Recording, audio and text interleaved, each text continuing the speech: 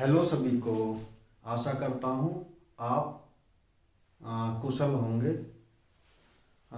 जैसा कि UP police की परीक्षाएं पास आने वाली हैं और काफ़ी कम समय रह गया है परीक्षा में, तो कुछ महत्वपूर्ण टॉपिकों को लेकर ही मैं आपको बताऊंगा। इस कड़ी में आज मैं ज्योग्राफी का टॉपिक लेकर आया हूँ, ठीक है ना। और उस टॉपिक में आप पढ़ेंगे हम विश्व के प्रमुख पठार, यानी कि पठार वो समतल भूमि के पास स्थित ऊंचाई वाला स्थान होता है जिसका जो शिखर है वो सपाट होता है, ठीक है ना। तो ऐसे ऊंचाई वाले स्थल जिनका ऊपरी शिखर जो शिखर होता है, ऊपरी सिरा सपाट होता है, पठार कहा जाता है। आइए स्टार्ट करते हैं। तो सबसे पहले बात करेंगे एशिया माइनर। एशिया माइनर का जो पठार है ये तुर्की में है, जिसे अब तुर्की बोला जाता है। इसके बाद अनातोलिया का पठार है, ये भी तुर्की में है। इसके बाद मैसोटा का पठार। मैसोटा का पठार जो है ये आइबेरिया क्षेत्र है जो स्पेन के अंतर्गत आएगा। इसका चियापास का पठार है, ये दक्षिण मैक्सिको में स्थित है। इसके बाद अलास्का का पठार या यूक्रेन का पठार, ये यूएसए संयुक्त राज्य अमेरिका के अंतर्गत आता है।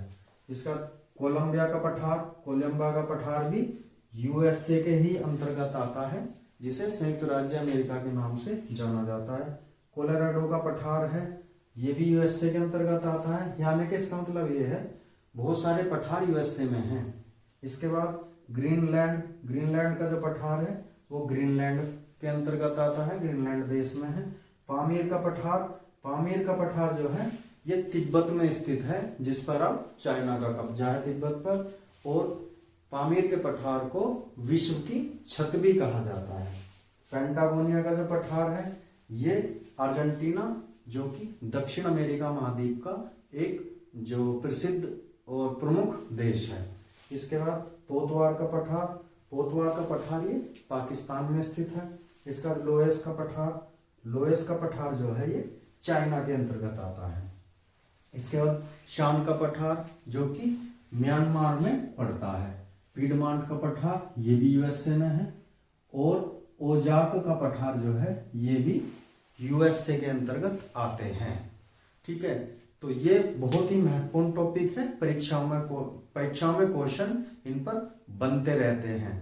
तो अगर आपको हमारा ये टॉपिक पसंद आ रहा है तो आप मेरे channel knowledge research centre doctor Vikrant Giri को सब्सक्राइब करें, और मेरा ये कहना दबा के सब्सक्राइब करें, लाइक करें, शेयर करें और कमेंट करें, तथा अपना प्यार और सपोर्ट हम पर बनाए रखें, जिससे हमें मोटिवेशन मिलता रहे कुछ अच्छा करने के लिए, और समय समय पर हम आपको ज्ञानवर्धक वीडियो उपलब्ध कराते रहें। तो भाई बहनों, ज़्यादा से ज़्यादा सब्सक्राइब करें और हमारा उत्साहवर्धन करें। धन्यवाद।